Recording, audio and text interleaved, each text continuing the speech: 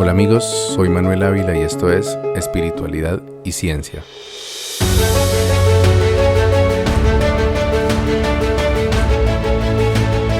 Después de recibir mi rito de paso, por fin pude sentirme totalmente parte de la comunidad de Pueblo Nación Muisca Chibcha. Ya usaba vestidura blanca para los encuentros de comunidad, me empecé a dejar crecer el cabello y poco a poco añadía elementos de identidad indígena a mi vestuario y mi casa.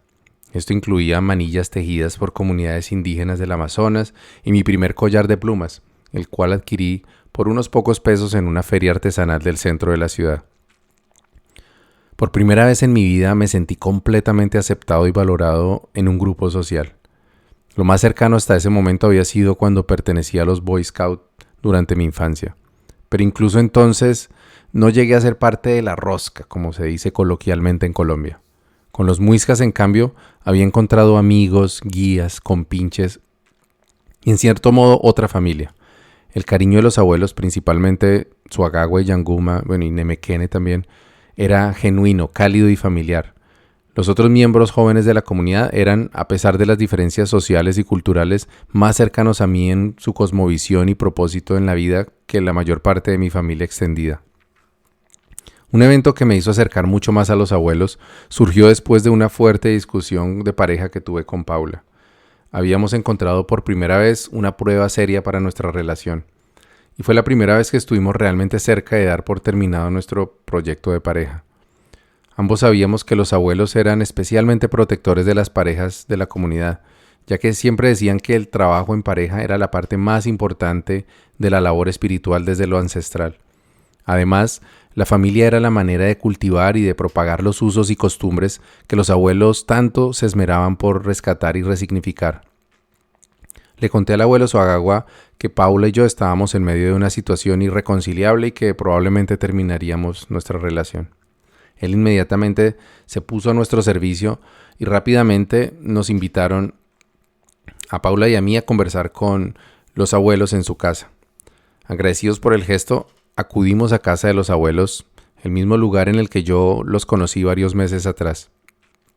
Durante algunas horas de conversación, los abuelos se comportaron con nosotros como verdaderos padres. Nos hablaron desde su sabiduría ancestral, pero también como una pareja de personas tal como nosotros. Nos compartieron algunas de las dificultades que habían superado como pareja y encontramos que algunas eran muy similares a las que nosotros estábamos enfrentando. Los abuelos, igual que nosotros, habían iniciado su relación cuando la abuela Yanguma era tanto o más joven que Paula. La diferencia de edad y experiencia entre ellos era similar a la que había entre nosotros dos. Y al igual que Paula, la abuela había tenido que adaptarse al ritmo acelerado de la búsqueda espiritual de su pareja. Con el tiempo, nos dijo, ella habría de alcanzar e incluso superar al abuelo en su compromiso con los asuntos espirituales de la comunidad.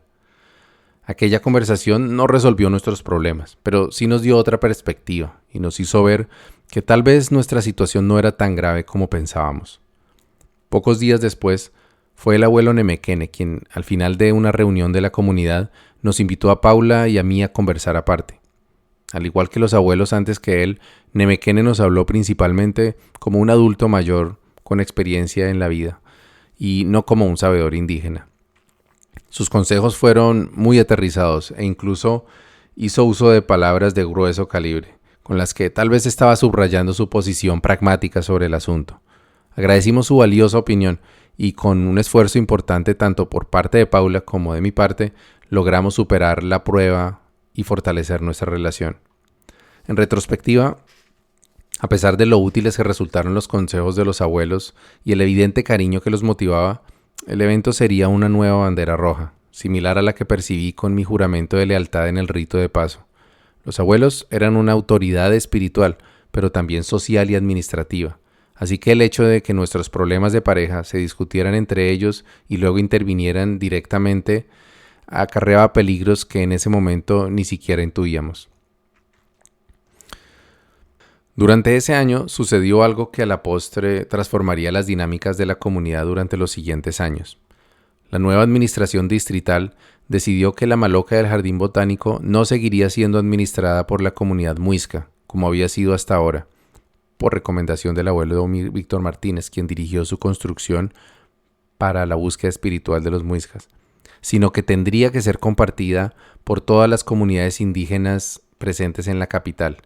La coordinación de actividades quedaría entonces a cargo de la Organización Nacional Indígena de Colombia, ONIC.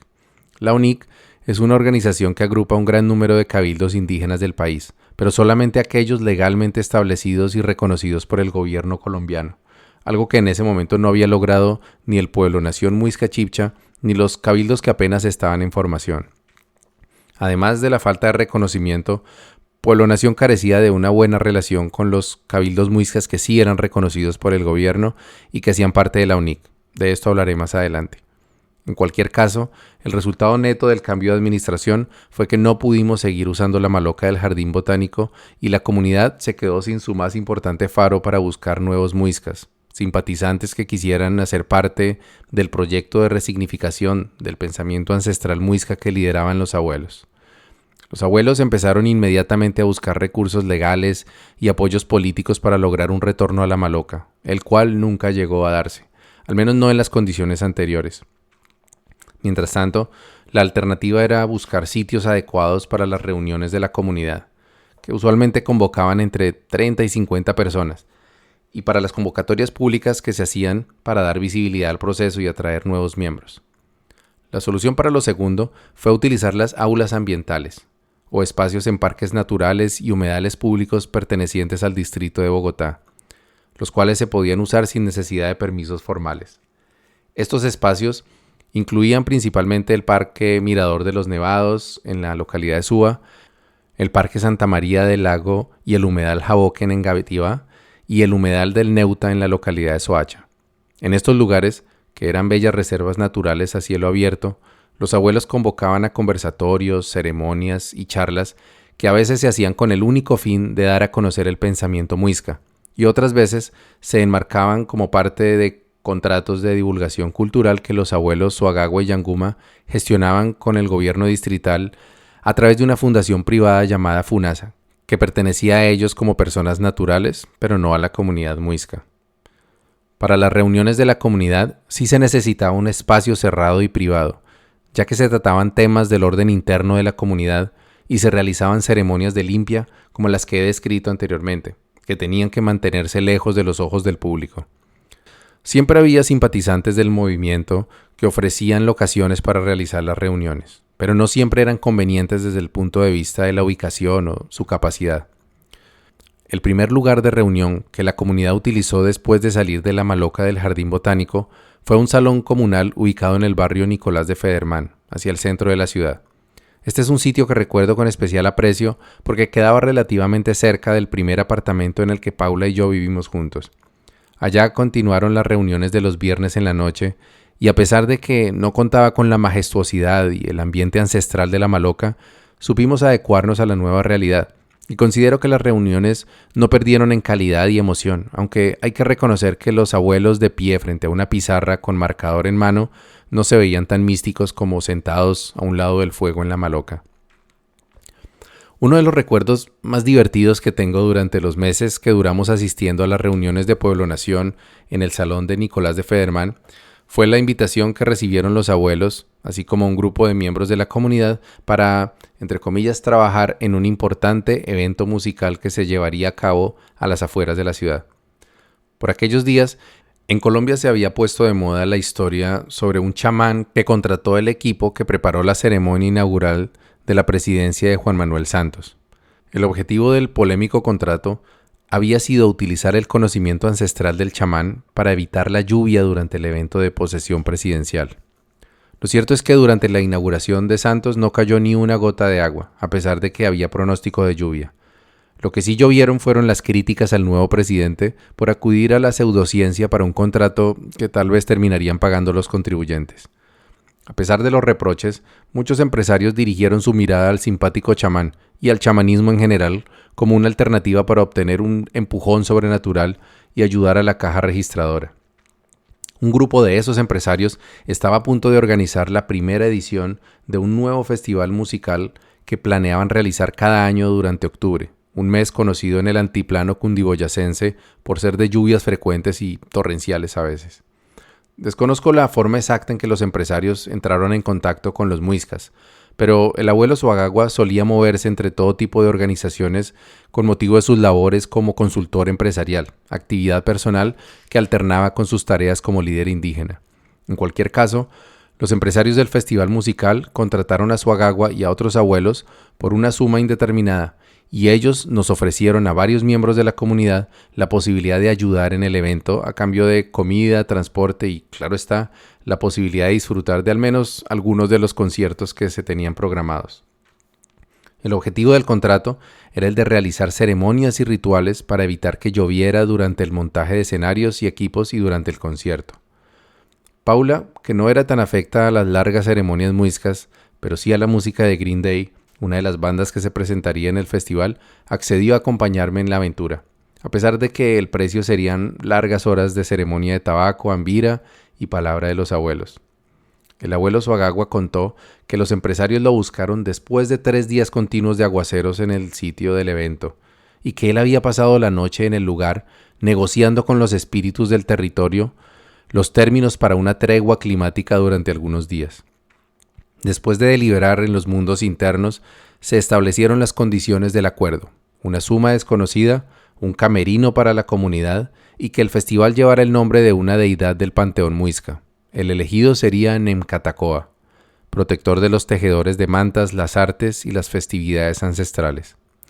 Con lo cual, la organización del evento dispuso de un autobús para transportar a los muiscas, una carpa grande y suficiente comida para los miembros de la comunidad durante los 2 días que duró el evento.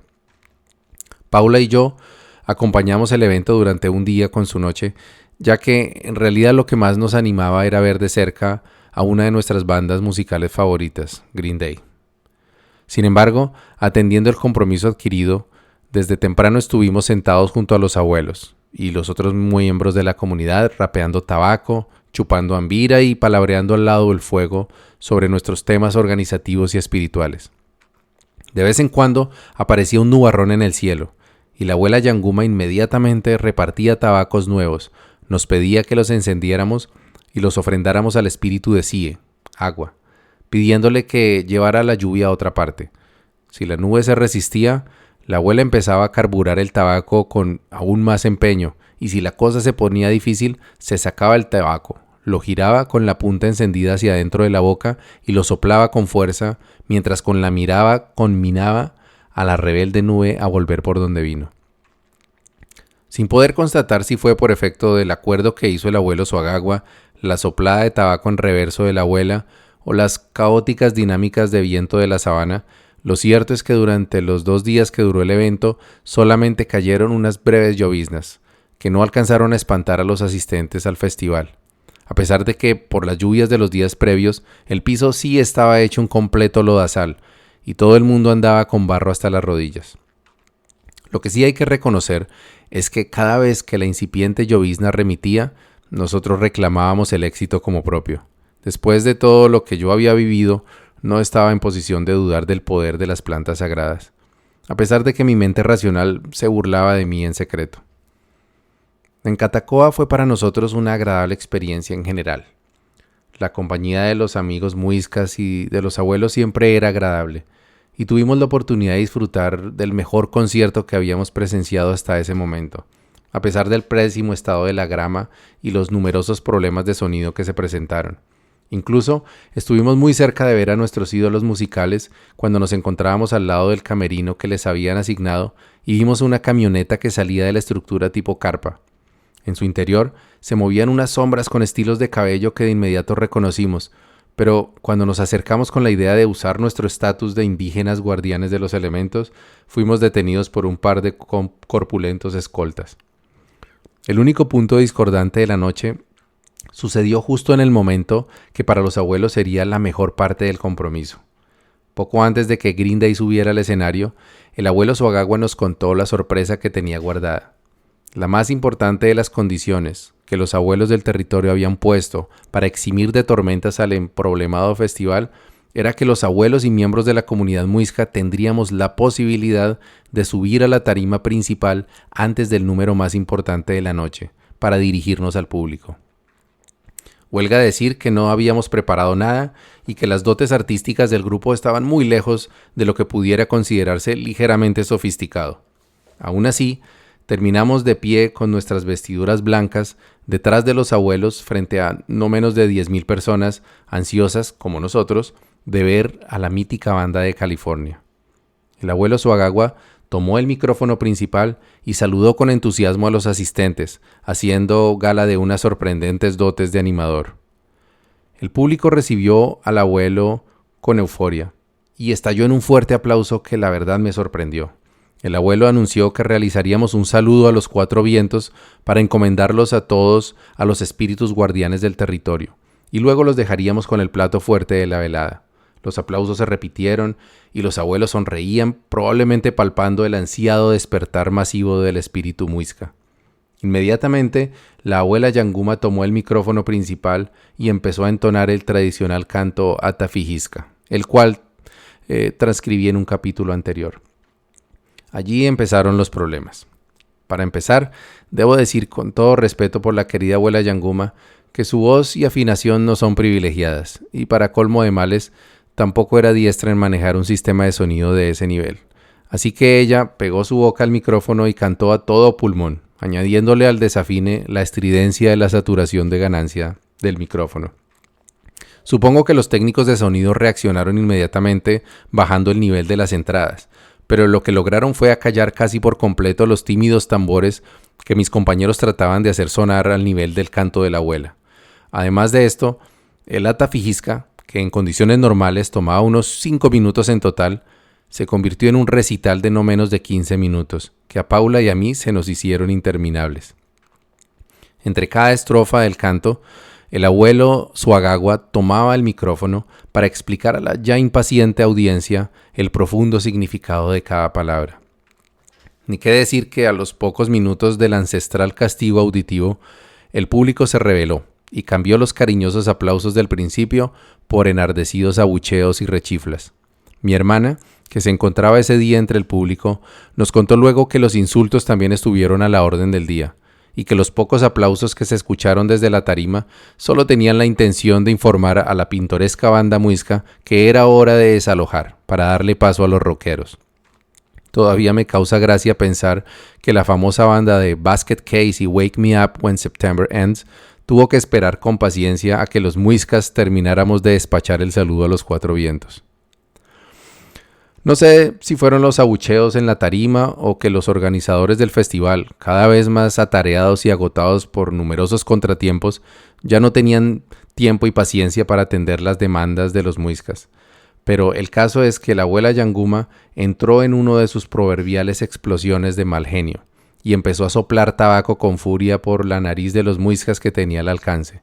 También la vi soplando tabaco al revés, como sabíamos que solía hacer cuando utilizaba los humos de la planta en modo de ataque.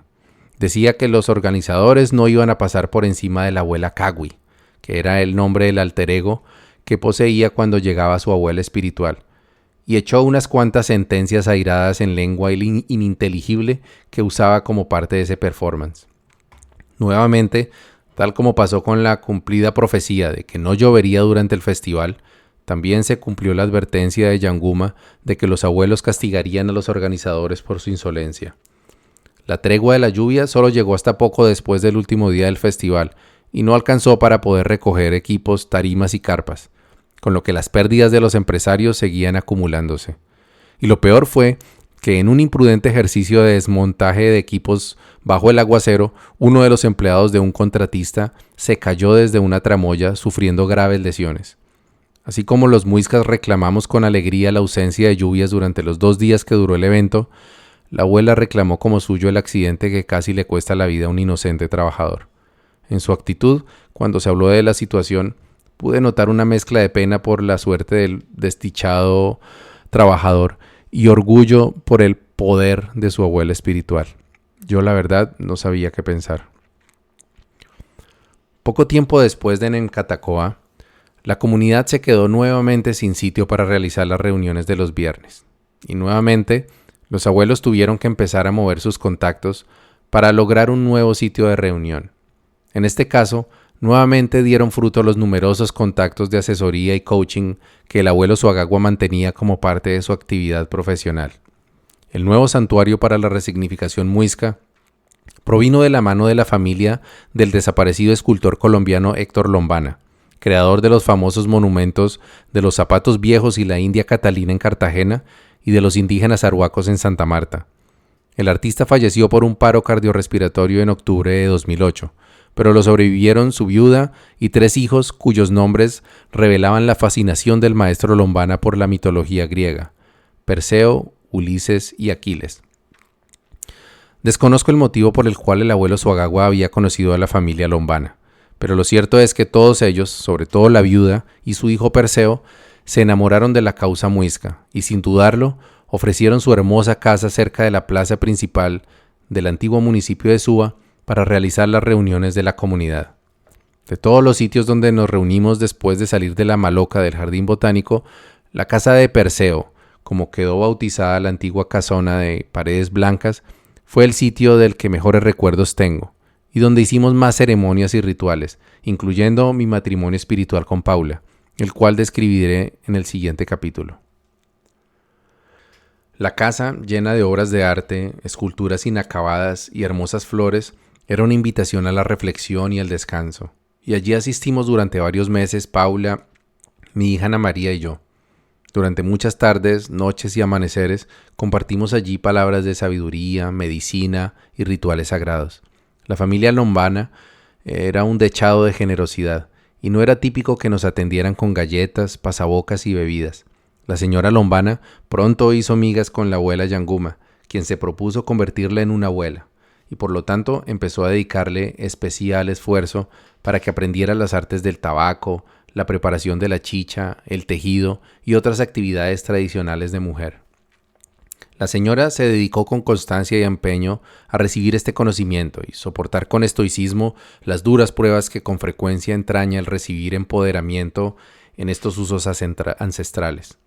La abuela Yanguma era conocida por ser a la vez cariñosa y exigente con sus mujeres, incluso llegando a veces a reprender y causar algunas lágrimas, que desde luego no eran nada en comparación con las que ella misma tuvo que derramar cuando recibió instrucción por parte de sus abuelas mentoras. Una de las ceremonias que realizamos en casa de Perseo, y que yo recuerdo con mayor cariño, fue una preparación de ambira, de esas que solían durar entre 36 y 48 horas, y que involucraban la participación de casi todos los miembros de la comunidad. Algunos pocos se encargaban de comprar bultos de hoja de tabaco en las plazas de mercado de la ciudad. Se acopiaban en casa de los Lombana y la comunidad se reunía para llevar a cabo la preparación de la medicina. Para esto, las mujeres se encargaban de lavar las hojas, retirarles la vena central y ponerlas a hervir. Cuando ya estaban en su punto, los hombres nos encargábamos de retirar las hojas de la enorme olla y proceder a exprimirlas con trapiches manuales que se improvisaban con 2 palos fuertes y un costal de polietileno. La lona se cosía entre los palos, como si se tratara de una hamaca, con listones, y en ella se ponían las hojas hervidas. Luego, 2 varones se encargaban de girar los palos en sentidos opuestos, mientras un tercero apretaba con sus manos la lona para sacar hasta la última gota de savia rica en nicotina. Esta última tarea era la más anhelada por quienes estábamos en el proceso de iniciación, ya que veíamos como un honor el quemarnos las manos extrayendo la sangre del tabaco. Con 4 o 5 tríos de tibas o varones exprimiendo tabaco, se lograba terminar la extracción en unas 6 horas, al cabo de las cuales se tenía por fin la materia prima para la parte más larga del proceso, la cocinada. Cada grupo de trapicheros presentaba el fruto de su esfuerzo a los abuelos, quienes evaluaban el líquido, el bagazo restante de las hojas, y si juzgaban que el trabajo había quedado bien hecho, se continuaba el proceso. En caso contrario, los aprendices tendrían que repetir el esfuerzo con una tanda adicional de hojas. Los jugos extraídos de varios bultos de hoja de tabaco usualmente sumaban apenas unos pocos litros de líquido. Este se debía entonces hervir a fuego medio hasta que se evaporara la mayor parte del agua y quedara una melaza oscura y espesa. Este proceso podía durar 8 a 12 horas sin problema, tiempo durante el cual nadie podía dormir. El que se quedara dormido era amablemente despertado por un soplo de tabaco generosamente aplicado por la abuela Yanguma. Era una prueba difícil de superar, pero la compensación era la amena charla que con frecuencia llegaba a su punto de mayor profundidad espiritual justo cuando la cocción estaba a punto de terminar, lo cual también solía coincidir con la aparición de la estrella de la mañana, Venus para Occidente y Cagüí para los muiscas. Finalmente, después de que los abuelos determinaban que la preparación estaba en su punto, se pasaba el espeso líquido a una olla más pequeña, donde se terminaría de evaporar, aunque esta vez a fuego lento. Esta fase podía durar otras 6 a 8 horas, y era la parte donde la mayoría éramos vencidos por el sueño, y solo algunos abuelos y sabedores más experimentados lograban quedarse para ver el momento justo en que la mezcla se convertía en ambira. En este instante, dicen los abuelos que el tabaco revela el tipo de ambira que es y el trabajo que viene a realizar en la comunidad. Podía ser sanación de pareja, trabajo de prosperidad, cierre de ciclos u otros temas similares. El proceso que la comunidad vivió en casa de Perseo llegó a su fin después de que la familia Lombana, llevando al extremo su generosidad, aprovechara un contrato que obtuvieron con la gobernación del departamento del Cesar para ensamblar una gigante escultura que el maestro Lombana dejó sin terminar al momento de su muerte, para ayudar a varios empobrecidos miembros de la comunidad muisca de Pueblo Nación, incluyendo al abuelo Siguacinza. Un grupo de unos 6 u 8 muiscas, ninguno de ellos con experiencia en escultura, aunque varios sí en construcción, se dirigieron a Valledupar con los Lombana y se dispusieron a ensamblar el enorme Exeomo. Para hacer corta la historia, y porque yo no estuve allí, así que lo que conozco de ese evento provino de algunos de los que sí lo hicieron, baste decir que la intervención muisca en la megaobra fue un fracaso. Contaron que los muiscas pasaban más tiempo rapeando tabaco y conquistando damas de la localidad que juntando las piezas del sagrado rompecabezas. Según uno de los participantes, el abuelo Siguacinza no movía ni un dedo para mezclar yeso ni para pegar o ensamblar partes, porque decía que su trabajo era espiritual y que desde su poporo estaba cuidándolos para que todo saliera bien. Esto no era lo que tenía en mente la familia Lombana, y después de intentar poner orden a los díscolos contratistas, terminaron por declararlos insubsistentes y embalarlos de vuelta a la capital. El corolario fue que algunos de los muiscas contratados terminaron demandando a los Lombana por incumplimiento de contrato, y creo que explotación laboral. La familia de Perseo tuvo que realizar nuevas contrataciones y terminar, esta vez sí con profesionales, la imponente estructura, estando a punto de tener que pagar cláusulas de incumplimiento por el inaceptable retraso en la obra. Hasta allí llegaron nuestras reuniones en la bella casa del padre de la India Catalina. Este fue también el final de la búsqueda de espacios privados para las reuniones de comunidad. A partir de allí, nos limitamos a los espacios abiertos en parques naturales y humedales para las actividades públicas y la casa de los abuelos para las reuniones de comunidad. Fue también el momento en que los abuelos decidieron darle prioridad a la organización política del cabildo y la realización del plan de vida de la comunidad, que según los abuelos consistía en conseguir un terreno en el campo donde en algunos años todas las familias de Pueblo Nación Muisca Chibcha disfrutaríamos de un espacio para construir nuestro bohío.